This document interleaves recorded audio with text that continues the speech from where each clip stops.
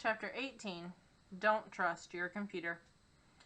Today at school, I was really missing Rowdy, so I walked over to the computer lab, took a digital photo of my smiling face, and emailed it to him. A few minutes later, he emailed me a digital photo of his bare ass. I don't know when he snapped that pic. It made me laugh. And it made me depressed, too.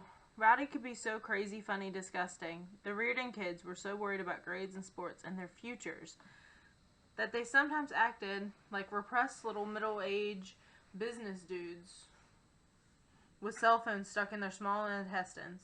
Rowdy was the opposite of repressed. He was exactly the kind of kid who would email his bare ass and bare everything else to the world. "Hey," Gordy said, "is that somebody's posterior?" Posterior. Did he just say posterior? "Gordy, my man," I said, "that is most definitely not a posterior. That is a stinky ass. You can smell the thing, even through the computer." "Whose butt is that?" he asked. "Ah, it's my best friend, Rowdy. Well, he used to be my best friend. He hates me now." "How come he hates you?" "Because I left the res," I said. "But you still live there, don't you? You just go to school here." I know. But some Indians think you have to act white to make your life better. Some Indians think you become white if you try to make your life better. If you become successful. Man, if that were true, then wouldn't all white people be successful? Man, Gordy was smart. I wish I could take him to the res and let him educate Rowdy.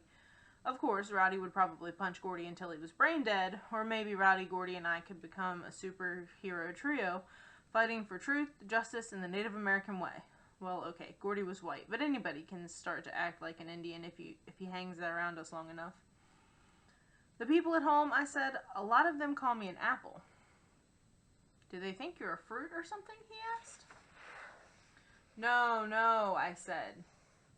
"They call me an apple because they think I'm red on the outside and white on the inside." "Ah, so they think you're a traitor." "Yep." "Well, life is a constant struggle between being an individual and being a member of the community." Can you believe there is a kid who talks like that? Like he's already a college professor impressed with the sound of his own voice?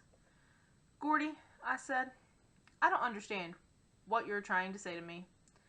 "Well, in the early days of humans, the community was our only protection against predators and against starvation. We survived because we trusted one another." So back in the day, weird people threatened the strength of the tribe. If you weren't good for making food, shelter, or babies, then you were tossed out on your own. But we're not primitive like that anymore. "Oh, yes we are. Weird people still get banished." "You mean weird people like me?" I said. "And me," Gordy said. "All right then," I said. "So we have a tribe of two." I had the sudden urge to hug Gordy, and he had the sudden urge to prevent me from hugging him. "Don't get sentimental," he said. "Yep, even the weird boys are afraid of their emotions."